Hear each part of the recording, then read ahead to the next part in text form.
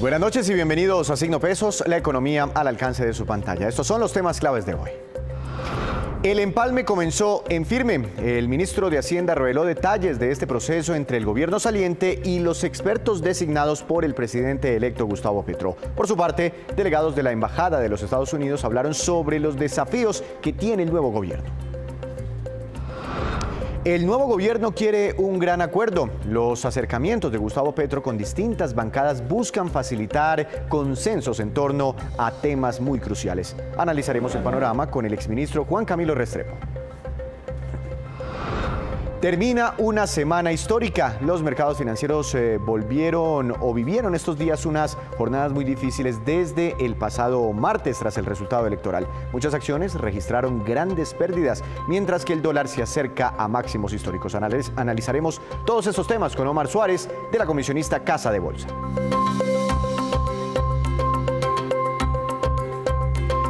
Y comenzamos esta emisión hablando del proceso de empalme entre los expertos designados por el presidente electo Gustavo Petro y funcionarios de las diferentes carteras del actual gobierno. Proceso que comenzó oficialmente hoy. Además, quedó definida la cronología y la metodología que tendrá este proceso. El ministro de Hacienda, José Manuel Restrepo, nos cuenta todos los detalles. Veamos. El día de hoy hemos tenido esta primera reunión de trabajo entre los dos equipos de empalme del Gobierno Nacional y del presidente electo. Una reunión que refleja el espíritu de lo que hemos venido construyendo y habrá de ser el proceso que viene a continuación. Un espíritu democrático, un espíritu de institucionalidad y en el marco de un proceso de empalme que hemos querido que tenga las condiciones de ser un proceso armónico, un proceso institucional y un proceso transparente. Transparente de cara a los equipos del presidente electo y de cara también a toda la ciudadanía. Hemos compartido en el día de hoy distintos asuntos en esta conversación. En el primero de los asuntos, acordamos formalmente un cronograma de trabajo que arranca entre los equipos de empalme sectorial del Gobierno Nacional y del presidente electo a partir del próximo miércoles 29 de junio.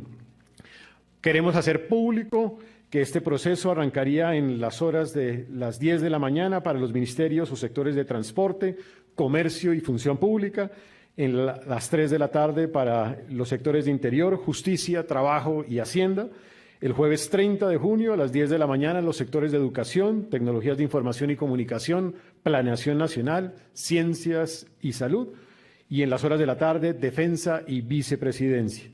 El viernes 1 de julio sería los sectores de Cancillería, Deporte, Vivienda, Cultura, y en las horas de la tarde, Minas y Energía, Agricultura y Ambiente, y el martes 5 de julio, los sectores de Presidencia de la República, DANE y el Departamento de la Prosperidad Social.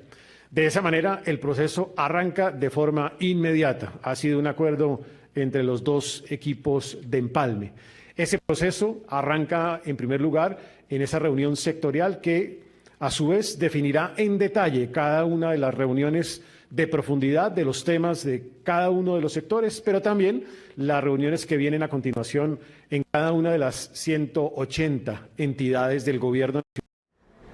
Y hoy hubo un encuentro en el que se celebraron los 200 años de relaciones comerciales entre Estados Unidos y nuestro país. Allí hablaron dos importantes funcionarios del gobierno norteamericano sobre los desafíos del nuevo gobierno en Colombia. Veamos lo que dijeron el embajador encargado en Bogotá y el expresidente del Diálogo Interamericano. Veamos. Combater el problema de cambio climático y nos estamos muy gratos que el nuevo presidente quiere enfocar un esfuerzo grande en eso. Vamos a dialogar con él y yo creo que hay muchos más campos como en promover el acuerdo de paz, también en expandir el comercio internacional y mira, hay muchos temas en que vamos a trabajar con el próximo gobierno. Y el presidente Biden siempre ha sido un gran amigo de Colombia y va a ver que la embajada, nuestros programas y nuestros esfuerzos con Colombia va a seguir.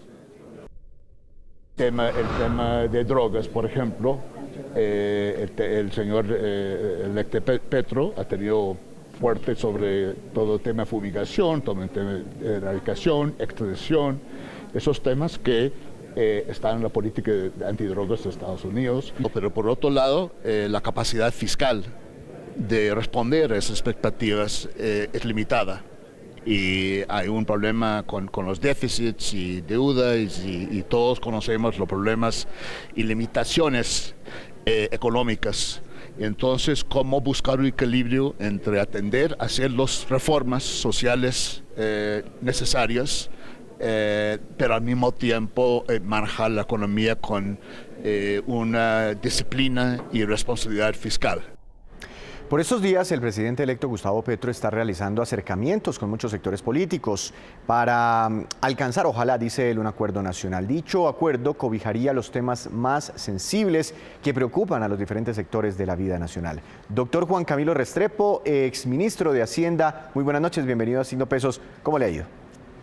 Buenas noches, me place mucho saludarlos. Doctor Restrepo, estos primeros movimientos en esta primera semana ya prácticamente de tener nuevo presidente, o por lo menos presidente electo de la República, esos acercamientos con grupos políticos afines y no tan afines, ¿no? Después de una campaña tan polarizada, ¿cómo los percibe usted? ¿Qué mensaje está enviando esto al país? Bueno, es un mensaje positivo, es un mensaje de distensión, es un mensaje que lanza el nuevo presidente al resto del país diciéndole: yo no quiero más pugnacidad, hubo suficiente pugnacidad durante la campaña, por así decirlo, ahora llega el momento de un diálogo que ojalá sea constructivo. Por el momento son unos propósitos de carácter general, propios de un comienzo de gobierno, donde el presidente entrante busca cohesionar y completar unas coaliciones y una suficiente gobernabilidad en el Congreso para tramitar sus leyes. Lo que sigue ahora es concretar cómo van a ser esos diálogos nacionales, porque por el momento son cosas muy gaseosas. Hay que precisar bajo qué modalidades metodológicas van a funcionar estos diálogos, cuándo comienzan, cuándo terminan, qué se espera que salga de ellos, unas meras declaraciones, unos proyectos de ley consensuados para llevar al Congreso o unas fotografías risueñas de los participantes. Nada de eso está por el momento precisado. Esos diálogos, en el momento en que se vean enfrente de temas delicados y complejos que aún no han sido precisados en detalle por el gobierno, como la reforma tributaria, pues yo anticipo que van a ser unos diálogos cordiales, sí, pero nada fáciles, y no creo que vayan a salir cosas muy concretas. Ahora, es muy difícil que todos los actores políticos, los que ganaron el pasado domingo, los que perdieron, se pongan de acuerdo en todo, ¿no? Eso es casi que imposible. Pero para usted, ¿qué podría ser lo fundamental, en lo que necesitamos en este momento ponernos de acuerdo, de pronto inclusive pensando en la economía? Yo le escuché ayer al presidente electo que el primer punto de los diálogos nacionales iba a ser el tema económico y tributario. Por eso es que sus asesores están dando en las últimas 48 horas muchas puntadas de esa reforma tributaria que viene en los medios de comunicación. Yo me temo que cuando se pongan en blanco y negro estas ideas, cuando se redacte el correspondiente proyecto de ley y se cuantifique, cosa que no ha hecho el gobierno entrante todavía, que se sepa, el diálogo pues va a ser cordial, como les decía, pero no está a la vista que vaya a haber un gran acuerdo nacional sobre ese tema. Igual sucede con otro tema muy controvertido, el de la transformación energética, el de suspender los contratos de exploración. Yo me imagino que cuando este tema se lleve a la mesa de diálogo nacional, va a haber un sector que lo defienda, pero va a haber también otro sector muy grande, por lo demás, que lo controvierta y lo desaprueba.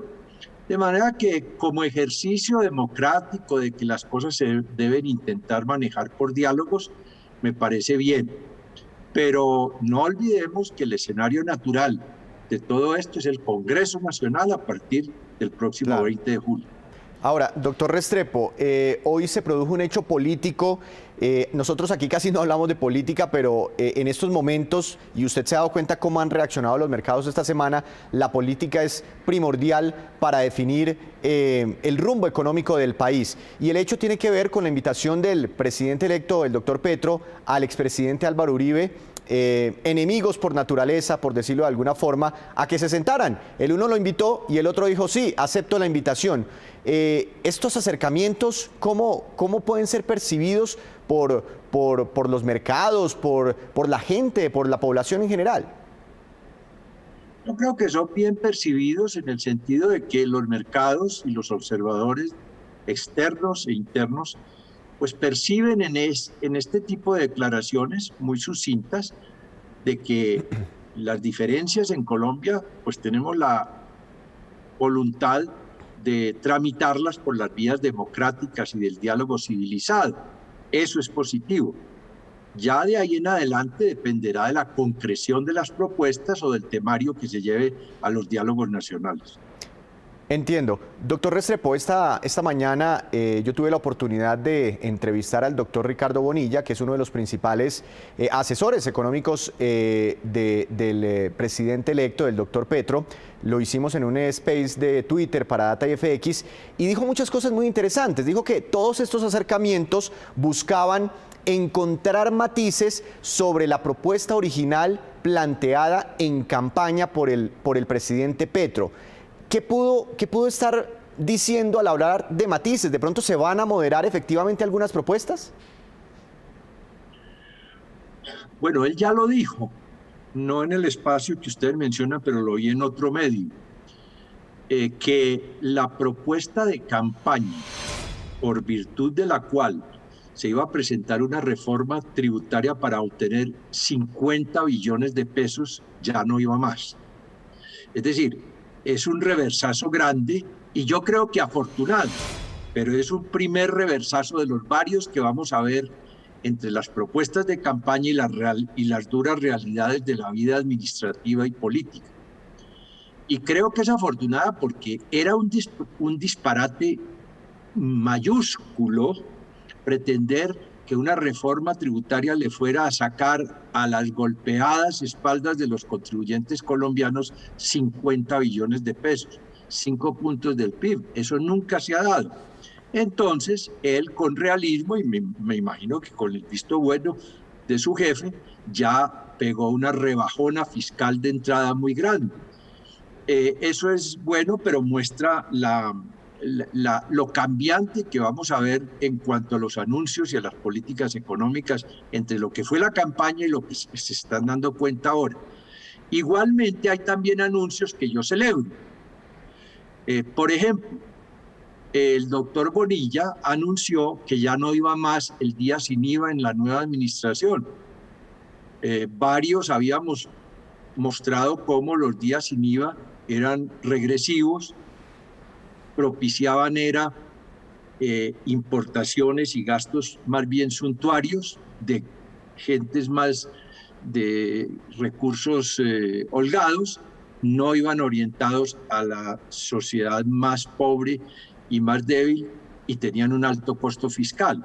De manera que estamos viendo pues una efervescencia de anuncios. Ojalá que al doctor Bonilla y sobre todo pues al presidente electo no le vaya a suceder lo que le pasó al presidente Duque y a su ministro Carrasquilla, que se dieron en el camino de ir presentando a pedacitos en cuentagotas la reforma tributaria. Claro. Y eso se volvió en contra de la misma reforma malhadada del señor Carrasquilla.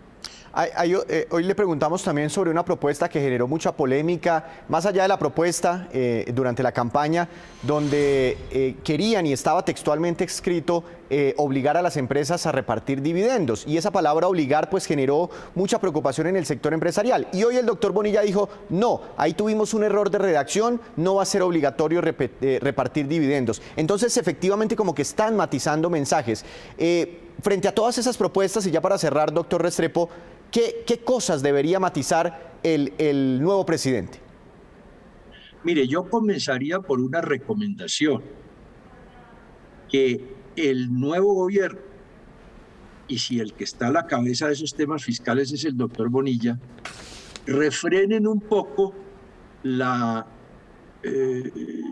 elocuencia verbal y se pongan a redactar en blanco y negro el decreto de reforma tributaria, que lo cuantifique y que cuando ya lo tengan listo con su exposición de motivos que permita a todos los observadores mirar el conjunto de la propuesta fiscal ya con detalle, lo presente. Porque este método de los anuncios homeopáticos no conduce a nada bueno o conduce a simplismos o a obviedades como esa que usted me acaba de decir, que ya no es obligatorio para las empresas repartir dividendos, es que nunca lo ha sido. Entonces, ¿cuál es la novedad ahí? No, en campaña lo prometieron. Decía, una de las propuestas por eso, era... pero ahora dicen que no. Ahora entonces, dicen que no. Y entonces ahora caen en lo que siempre ha sido la legislación colombiana. La legislación colombiana nunca ha obligado a las empresas a repartir dividendos. Entiendo. Bueno, no, doctor Restrepo, seguramente cuando conozcamos ese texto volveremos a hablar de muchas de esas propuestas que tendrá esa reforma tributaria. Muchas gracias por acompañarnos. Feliz fin de semana. Bueno, que estén muy bien. El exministro de Hacienda, Juan Camilo Restrepo. Hacemos una breve pausa, pero cuando regresemos, espere las expectativas de los comerciantes para el Día del Padre. Ya regresamos. Regresamos, volvemos a Signo Pesos. Esta semana estuvo muy agitada en los mercados financieros tras conocerse el resultado electoral del pasado domingo. La Bolsa de Valores de Colombia tuvo fuertes caídas en los precios de muchas acciones, mientras que el dólar toda la semana prácticamente estuvo con una tendencia al alza, se acercó a máximos históricos. Doctor Omar Suárez, director de análisis de renta variable de la comisionista Casa de Bolsa. Buenas noches, bienvenido a Signo Pesos. ¿Cómo le ha ido? Buenas noches, Víctor. No, pues muchísimas gracias a ustedes por la invitación al programa. Ahora, todo este movimiento tan agitado en la Bolsa de Valores de Colombia, ¿obedece únicamente al panorama nacional o también algo de esto tiene que ver con no sé, algo relacionado con el entorno internacional? Bueno, Víctor, pues te cuento que definitivamente hay cosas nacionales e internacionales, pero esta semana definitivamente fue una semana difícil para los mercados financieros a nivel global. Observamos una alta aversión al riesgo en los mercados internacionales. Hemos visto que la inflación en el mundo ha venido subiendo de manera importante y eso ha llevado a que los bancos centrales en los países en el mundo tengan que subir sus tasas de interés de manera relevante. Eso, el aumento en la inflación que erosiona el poder adquisitivo de los consumidores, sumado a un incremento en las tasas de interés por parte de los bancos centrales en el mundo, ha generado un temor de una posible recesión económica, por ejemplo, en Estados Unidos en el año 2023. Claro. Y eso provocó, pues, una aversión al riesgo importante en los mercados financieros en el mundo. Entonces es internacional y también local.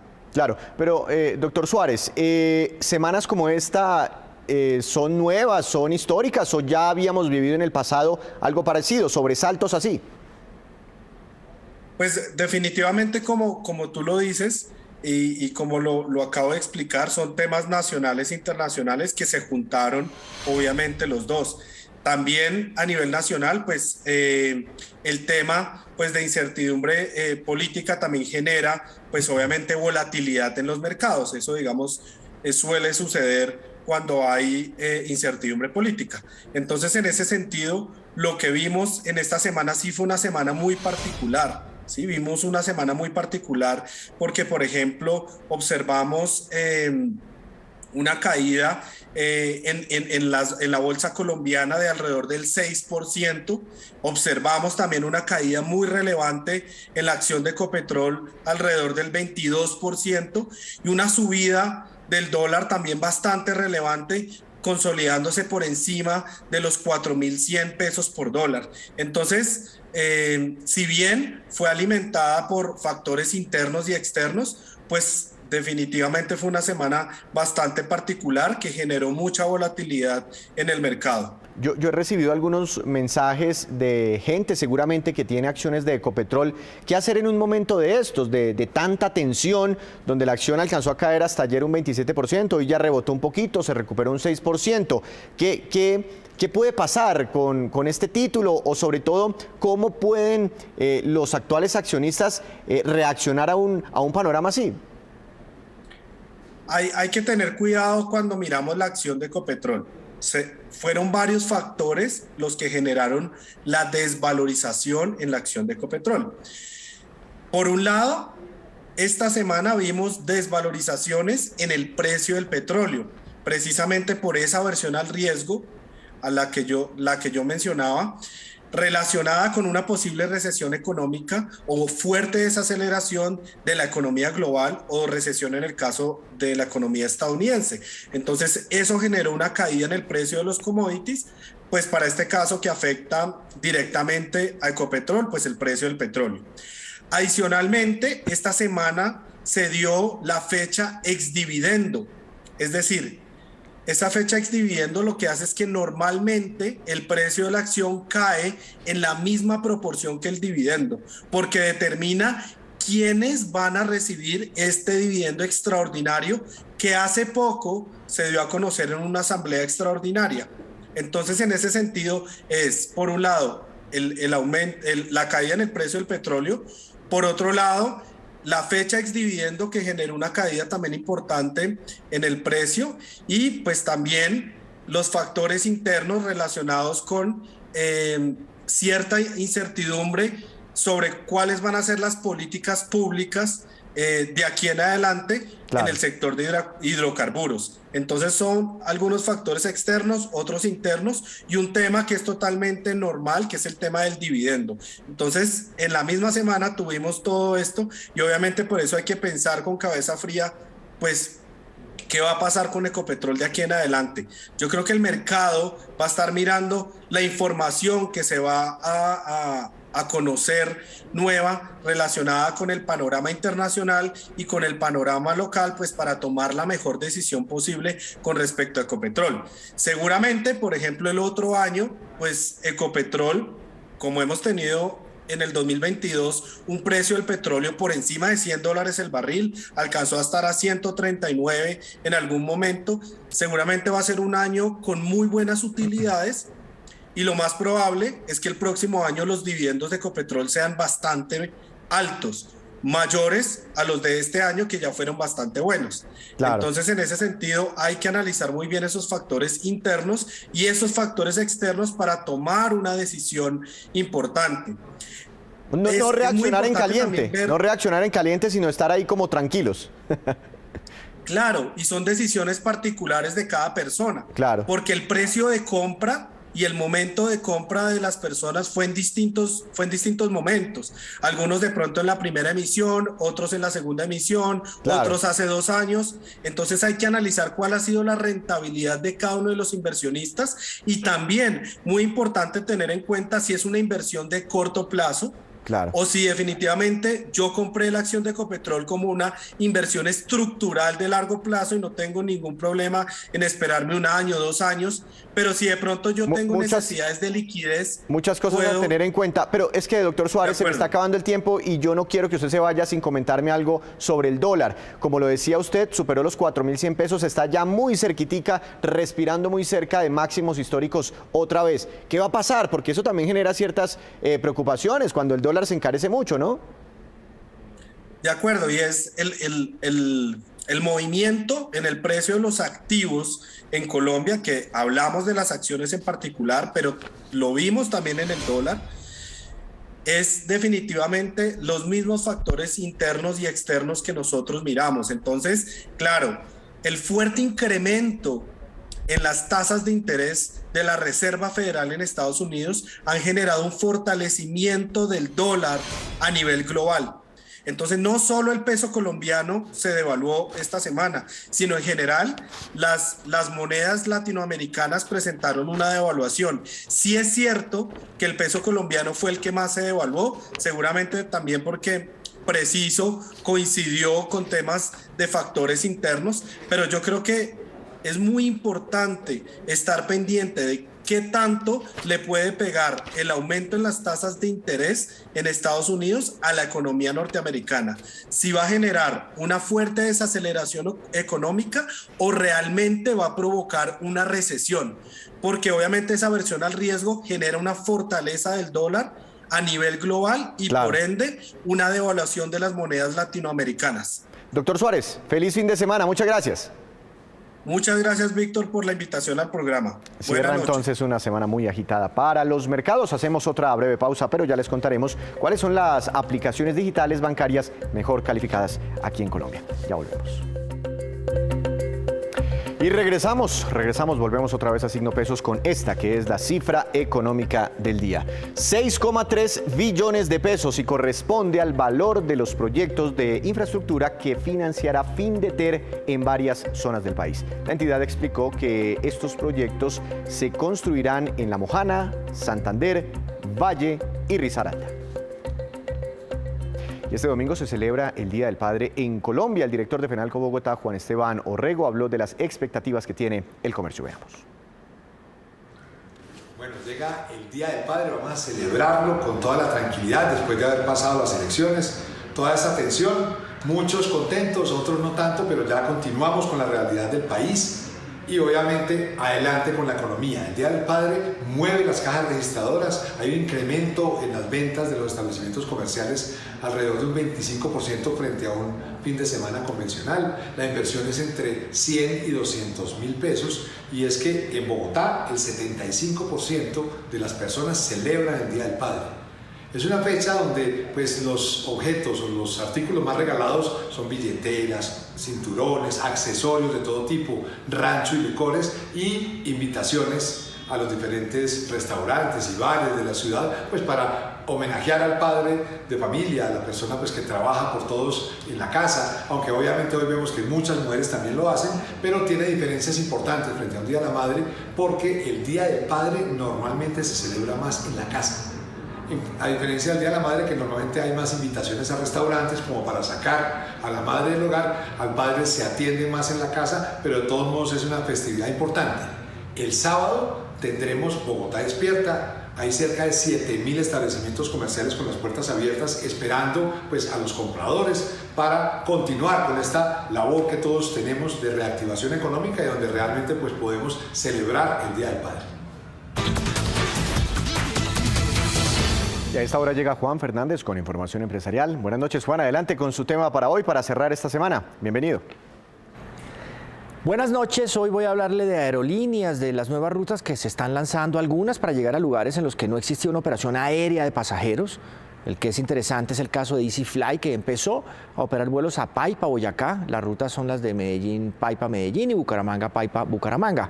¿Por qué Boyacá? Es centro turístico, es un centro también artesanal y también con zonas en las que hay industrias que requieren conectividad rápida, que impulse esos sectores y de otra, pues tener una opción de viajar diferente, hacerlo durante varias horas por carretera para llegar al destino desde esas capitales. La aerolínea espera que en el primer año de operación puedan movilizarse unos 15.000 pasajeros anuales a ese departamento.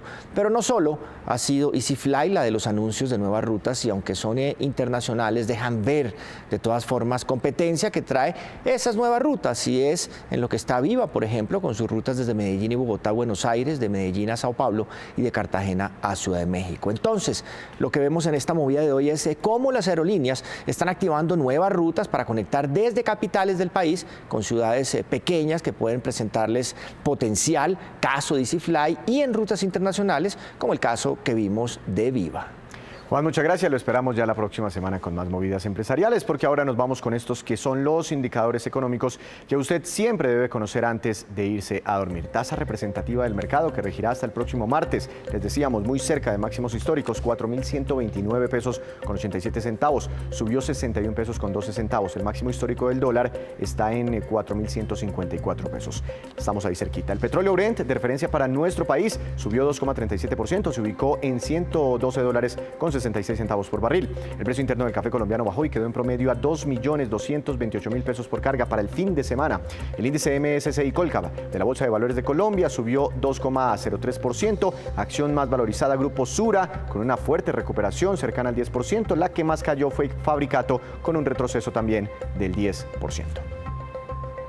Antes de despedirnos, los quiero dejar con este dato. Una encuesta que se realizó en varias ciudades permitió identificar cuáles son las aplicaciones financieras bancarias mejor calificadas por los usuarios. Para el caso de los teléfonos con sistema operativo Android, que son los más usados en Colombia, estas son las aplicaciones mejor rankeadas. La del Banco de Bogotá obtuvo una calificación del 4,7, Bancolombia 4,1, BBVA 4% o 4 puntos, Scotiabank 4 y Davivienda 3,6. Así terminamos por hoy. Los esperamos el próximo martes con una nueva emisión y con toda la información económica que usted necesita saber. Esto es 5 pesos, la economía al alcance de su pantalla. Feliz fin de semana de los padres.